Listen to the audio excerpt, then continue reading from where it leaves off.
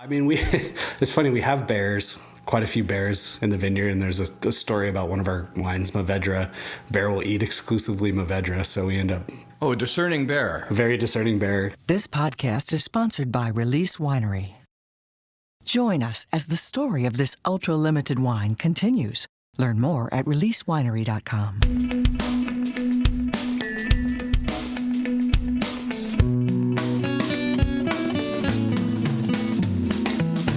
This is my second winery today here in El Dorado, which is such a cool part of California. And I'm here with Nolan Jones, and he is the everyman and everything of Lava Cap Winery. How you doing? I'm great. Yeah, thank you for coming. My pleasure. This is a dumb question I'm going to ask you. Do you have well water here, or do you have real water, city water? Or? No, this is all, it's through a county-wide irrigation district, so it's all snow melt. So we've got what was essentially mining water rights that were pooled for agriculture in the early 1900s. It's been adapted to municipal use, but also is the main source for water for vineyards, orchards. We have a lot of apple trees, pear trees. We have a great source of very clean, very natural snow melt. It comes 30 miles down the mountain. And we're lucky that we don't experience many issues with water, which is common in California. Yeah. Proximity to the mountains. And we'll point out in the picture behind you, which is the vineyard, and I assume that's the tasting room up there. Yep, that was in that must have been 1990. Pretty good snow there, yeah. I'd say. And as I came in, I commented about the snow up the hill, how funny it is to be here in California and see snow, but you've had some inclement weather lately. Yeah, we've every winter we get a couple snowstorms. We get about anywhere from 45 to 60 inches of rain here, so it's a pretty wet area. Very dry in the summer, but winter can bring mostly rain, but occasional snowstorms that melt within 24, 48 hours. But winters are always, it replenishes the soil, replenishes the snowpack in this year, and gives us the water we need for both our ag and then the rest of California in a lot of situations. Well, let's talk about you. I'd asked you where you were from, and you said you were from where? Across the street. Which is really amazing. Yeah, no, it was a great spot to grow up. My dad was our original viticulturalist, so my grandparents bought this property in 79. It was pears, plums, nectarines. We had some cherries as well. 88 acres, and we've slowly ripped them out and planted grapes. So grew up running around the vineyard without shoes, and then here I am 39 years later. Growing up in an atmosphere like this, I mean, how concerned were you about critters, or were you just a kid not thinking anything of it? No, I mean, it's funny, we have bears, quite a few bears in the vineyard, and there's a story about one of our wines, Mouvedre. Bear will eat exclusively Mouvedre, so we end up... Oh, a discerning bear. A very discerning bear. Wow. So we'll see the bears a couple times a year. They're the biggest nuisance for fruit in the vineyard. We have mountain lions, but... as a little kid, you weren't too concerned about any of it. No. I mean, the bears we have are giant raccoons. They're looking for food. So they don't bother you? They don't bother people, but they'll eat a lot of grapes. So we've got I'll bet. a 4-acre block of Mouvedre, and they'll clear the whole thing in under 2 days. So that's painful. Yeah, we put up a 12-foot fence around the whole property. They don't care. Really? Yeah. So they just climb over it? They'll climb over it, and they'll eat exclusively Mouvedre. So we grow Dolcetto, Grenache adjacent to the Mouvedre, and they'll only eat the Mouvedre. But they'll wait until the grapes are 22 bricks. And so they don't eat it when we don't want it. And as soon as we want it, they'll go through and they'll clear the whole block. And they'll put their mouth over the whole cluster, and they'll pull the berries off, leaving the stem intact. Like stripped. Yeah, they'll just strip the whole cluster. So that's our biggest, interestingly enough, our biggest nuisance in the vineyard are bears. We do find the occasional mountain lion kill in the vineyard a couple times a year. We have a lot of deer, kind of other wildland critters that you'd expect to find in a forest, but the bears are nemesis number one. Was there a time where you thought, run, get away? Oh, yeah, no, I actually moved back here in 2021, so I went to college in Los Angeles, went to grad school in the UK, and then ended up working in Boston for the Army Corps of Engineers. I wanted nothing to do with the wine industry, but it took about 9 months of working in front of a computer for me to realize that was not the path for me. So ended up going back to UC Davis after living on the East Coast, and then worked in France, worked in Champagne, worked out in Sonoma, in Napa, and then down in Paso, and then came back here in 2021 with that experience. Our previous winemaker was retiring, and so I took over from him. 2022 was my first full vintage here, and then just tried to bring in my experience working in wineries in other regions, but also keep the tradition of lava cap as consistent as I can. So I'm trying to blend the two, not making dramatic shifts in the style of wine, and trying to respect our elevation and our unique soil. Sure. But trying to bring in maybe some modern technology that we didn't have before.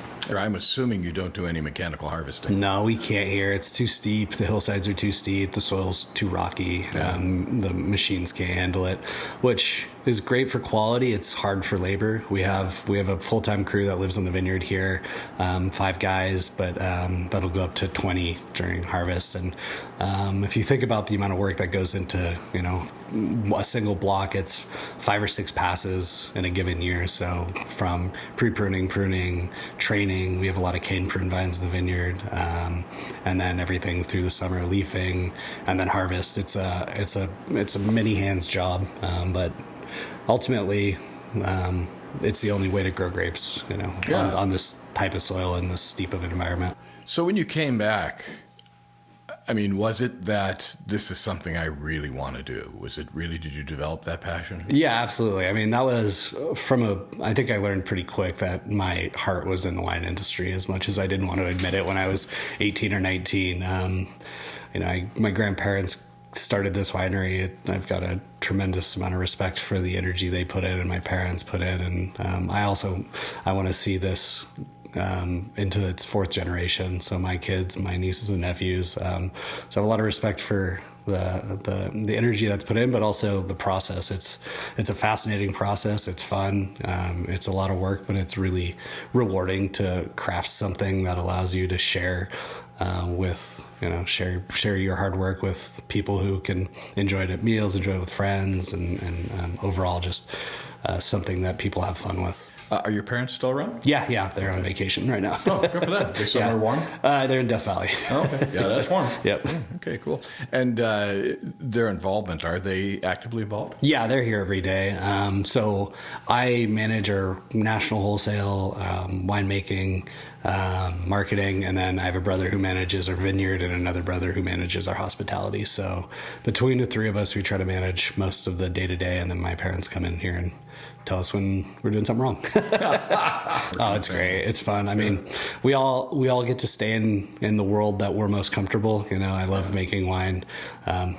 My other brother is a much better tractor driver than I am, and my other brother, he does a great job with our wine club and hospitality. So we all get to occupy the spaces that we wanted to. And that was part of the discussion we had when my parents asked us if we wanted to continue doing this as a family, and they asked us what we all wanted to do, and we all kind of found our own roles that we naturally gravitated towards, which has been really great. So there was no, you must come into the business. No, actually, it was mostly us asking them if there was, what their interests were and their intent were, going forward, if they wanted to keep it in the family, and ultimately because we were interested, they decided to. How many acres are you farming here? It's 88. And that's planted? 65 planted, 88 total. Well, tell me about what you're growing here. God, it's quite a mix. So we've got Chardonnay is our number 1 grape planted here, and then we have Sauvignon Blanc, we have Vermentino, Marsanne Roussanne, Viognier, and then reds, we've got Cabernet, Zinfandel, Dolcetto, Mouvedre, Grenache, Cabernet Franc, Merlot. God, what else? It's a hodgepodge of a little bit of everything. So. I should have said, what don't you plant? But you're making Dolcetto. That's cool. Not many people do that. Yeah, we do a rosé of Dolcetto nonetheless. So really? Very, very obscure. But yeah, we planted it as a blender for Sangiovese. Ended up not needing it for that purpose. And then it makes this really dark, really vibrant rosé. So it's fun. It's got great acid. It always comes in with pretty low sugar. So it's a really nice rosé wine. Is your wife in the business?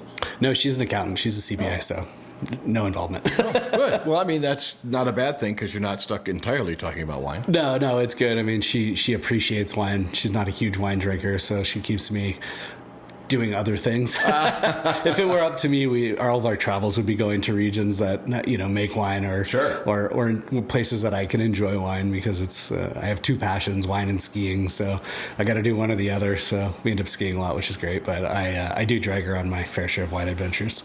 Is everything you're growing estate here? No, we're about 85% estate. So we work with some neighboring vineyards on some stuff that we don't grow here, like our Sangiovese. There's a couple grapes that we've never planted here.